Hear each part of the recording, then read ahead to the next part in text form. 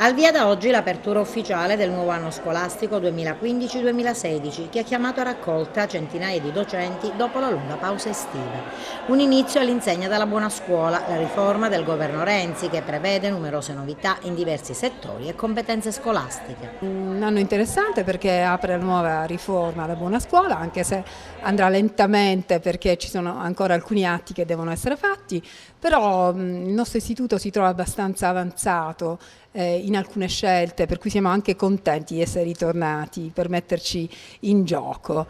Quindi già stamattina abbiamo fatto tutti i lavori di assegnazione delle aule, degli insegnanti agli indirizzi, alle classi,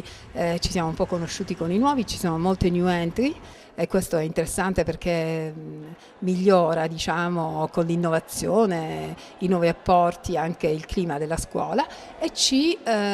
approfondiremo adesso le avanguardie educative. Siamo la prima scuola che abbiamo dato la disponibilità all'Indire per cominciare questo tipo di attività che prevede un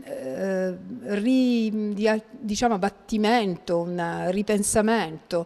dell'insegnamento che da cattedratico diventa più vicino al cooperative learning e che utilizza i mezzi tecnologici come mezzi ormai indispensabili per il nuovo acculturamento. Quindi diciamo, siamo molto in fermento per questo tipo di esperienza e speriamo di fare rete con altre scuole che si accosteranno a queste iniziative ormai essenziali per rinnovare la scuola.